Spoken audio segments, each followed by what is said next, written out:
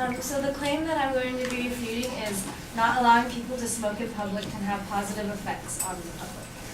My opponent's secondary claims are smoking in public causes secondhand smoke to millions of people who wouldn't be affected if smoking wasn't done in public. If smoking wasn't done in public, there would be less litter and less damage to the public.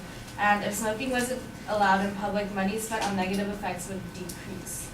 My response to the first secondary claim, which is smoking in public causes secondhand smoke to millions of people who wouldn't be affected if smoking wasn't done in public.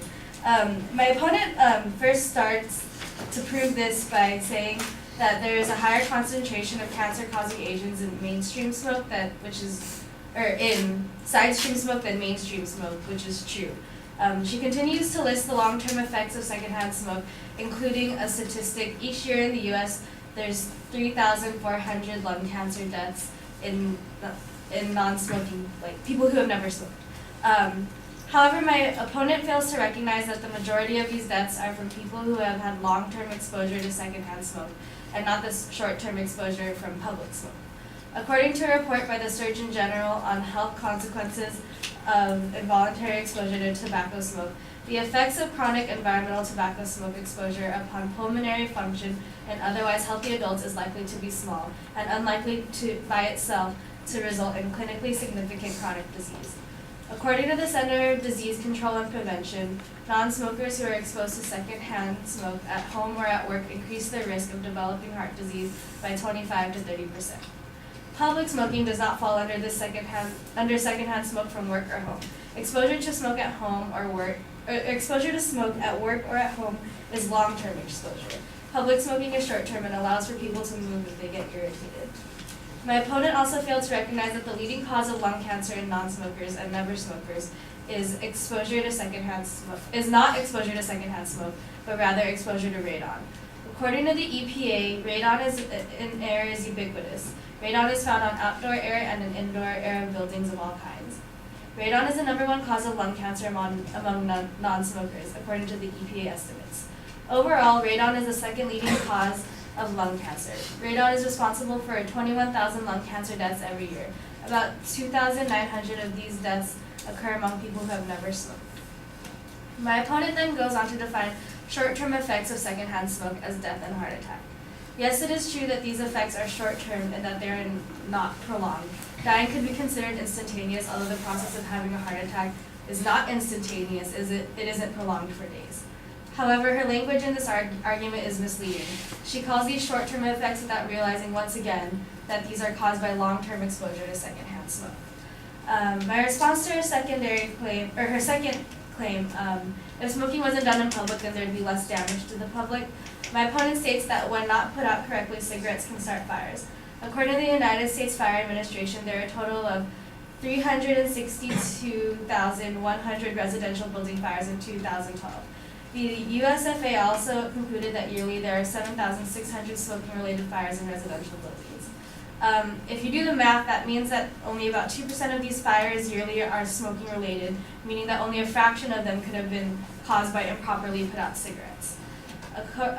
My response to her third secondary claim, if smoking wasn't allowed in public, money spent on the negative effects would decrease.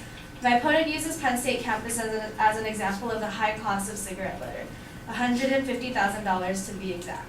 However, banning smoking in public places will likely not solve the littering problem, but will have adverse effects. According to Clean Virginia Waterways, an organization from Longwood University, a smoking ban on college campuses, it restricts rights. After all, smoking is a legal activity, and it is trying to address one behavior, littering, by restricting another behavior, smoking. Also, beware of unintended consequences. Some college campuses have placed a total ban on smoking, but have found that smokers are forced onto adjoining properties or onto public streets to smoke. My opponent's last point is the medical bills of smokers and those affected by secondhand smoke are high and are costly. However, those who are affected by the most by secondhand smoke are the ones who would be least affected by a public smoking ban. My opponent states that the U.S. spends $10 billion a year for medical care, illness, and death caused by secondhand smoke.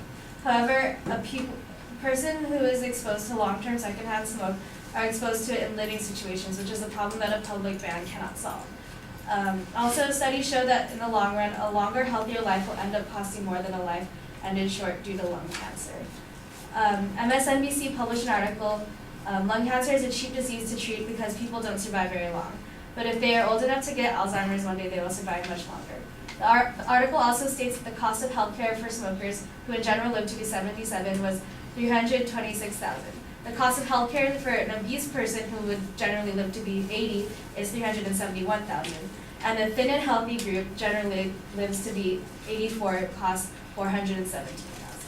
So in conclusion, my opponent did have valid evidence in smoking, however she failed to realize a number of things.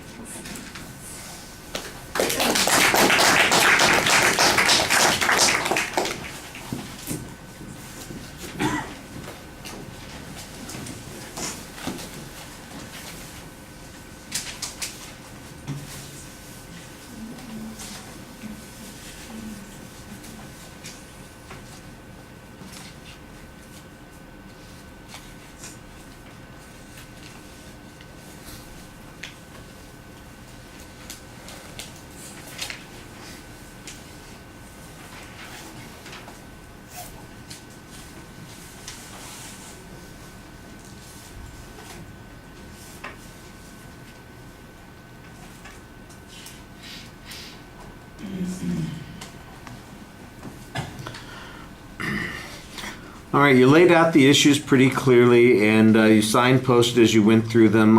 That's pretty good. You spent a lot of time on the first point because it's a key issue here, that the real source is of these problems is secondhand smoke that occurs in the workplace or at home, not just casual contact with that. And I thought you had some good information from the Surgeon General and the CDC, both reputable organizations that seem to suggest that this is, transitory exposure is not the real source of the problem. And the argument about radon, I think, is okay. It kind of puts it in perspective, especially when you say, that there are 2,900 cases of lung cancer that are affiliated with non-smokers that produce the lung cancer. And the advocate's argument was something like there are 3,400 cases of lung cancer. That sounds like that's a pretty good chunk of that's not a result of the smoking, but rather the radon exposure that people are getting. So I think that that's an interesting way of putting that together. On the second point on fires, you basically diminished the argument very effectively. And I do think, for instance, that you should point out that 2% being smoking related doesn't necessarily mean that it would have been prevented without smoking, and of course that what the costs are on any of those things is not really calculated. So how are we supposed to measure those things? It's obviously better if somebody doesn't start a fire, and somebody starts a fire because of smoking. That's a bad thing. I think maybe you could come back to that argument that you make later on that says, what? If they get old and they have Alzheimer's, maybe they'll be starting fires, so maybe we shouldn't be letting them live longer. That's kind of an interesting argument that you have there at the end, by the way, that says if we're going to be talking about costs, and that's how we should be, and you want to measure it that way, it's actually more costly for people to survive longer without cancer because it costs more for them to get these other diseases. I think that's a very interesting idea to develop. I don't know that it's a good value system to have, but it's an interesting argument to be making there. All right, thank you.